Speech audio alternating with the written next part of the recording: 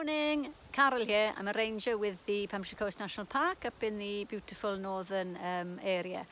I'm just on my way down into the bottom of the Gwaun Valley. You can see the lovely track behind me, heading out to check on a site where we've had an outbreak of the invasive plant Himalayan balsam. So you're welcome to join me as I head down there.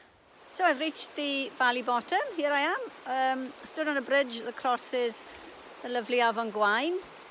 The Gwaun is the river that flows out in Fishguard. The Welsh for Fishguard is Aber Gwaun, Aber being the Welsh word for mouth of the river. So the Gwaun Valley is a really special place. It's a glacial valley, very steeply sided, which means that much of the woodland that has existed there for centuries still exists. So it's one of our biggest blocks of woodland that we have within the Pembrokeshire Coast National Park.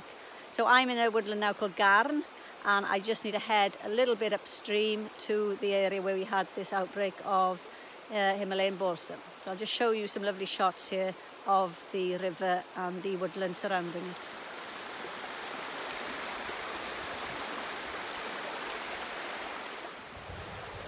So I've reached our site. As you can see, very, very sunny. I don't know if you can see behind me there. Lots of trees have come down, so this site seems to have been ripe for Himalayan balsam to take hold. Seems to love the build-up of sediment that happens behind all these fallen trees, and also loves the full sun.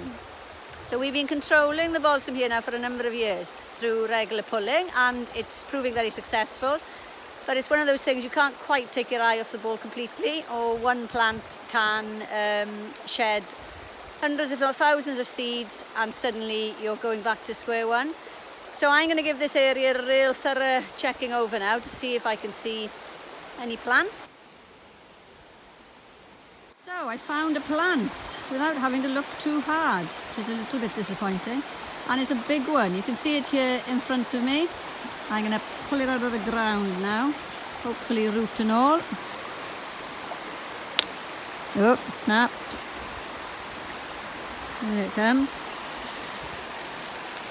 So if you're not familiar with Himalayan balsam, it's a very, very fleshy plant. You can see it there in front of the camera. There's not much to the stem. You can crush it in your hands incredibly easily. You can see that fantastic root that it's got there. But as long as you pull the plant up whole, like this, crush it up, and then leave it somewhere, ideally up off the ground, it'll wither and die. The danger is if I threw that back down on the ground now, that root could easily just re-root and the plant will grow again.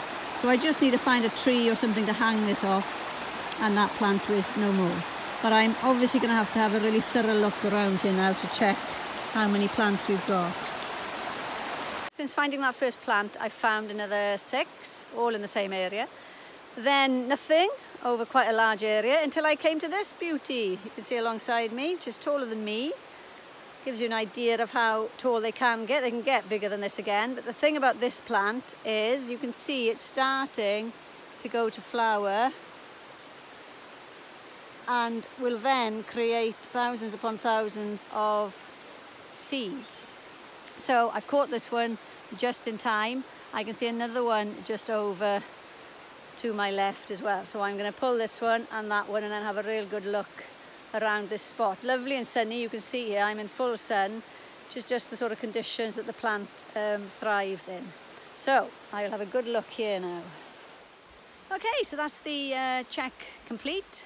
I found 12 plants in all, which is great that it's not too many, but equally important that I got those 12 and that they didn't go and set seed. So what I'll do now is come back here again in about 4 or 5 weeks' time, have another sweep through and check are there any plants that I missed this time that are now more visible than they were at this point, and then continue like that throughout the summer through until at least September really, because they can still go to flower and seed at that stage.